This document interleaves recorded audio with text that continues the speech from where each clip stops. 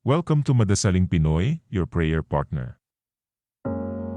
Tayo po ngayon ay nasa ika-26 na linggo sa karaniwang panahon.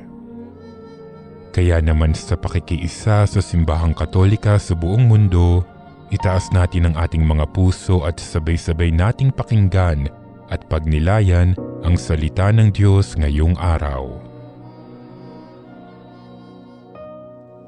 Ang mabuting balita ng Panginoon ayon kay San Marcos.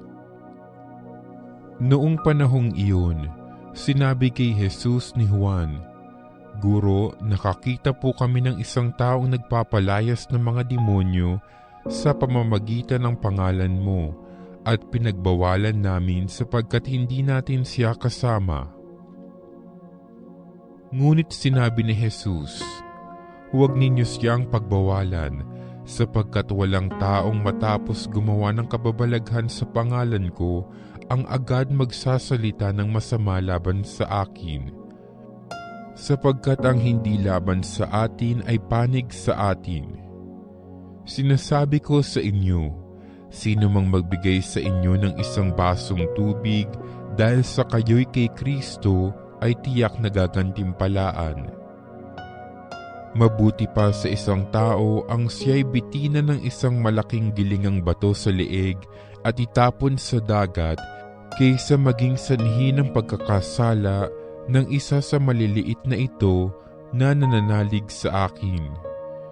Kung ang kamay mo ang nagiging sanhi ng iyong pagkakasala, putulin mo. Mabuti pa ang mapunta ka sa langit ng putulang isang kamay kaysa may 2 kamay na mahulog ka sa impyerno, sa apoy na hindi mamamatay.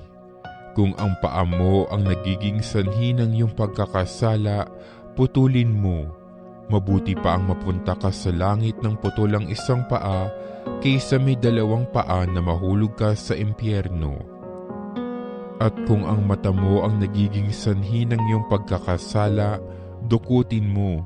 Mabuti pa ang pumasok ka sa kaharian ng Diyos ng bulagang isang mata kaysa may 2 mata na mahulog ka sa impyerno.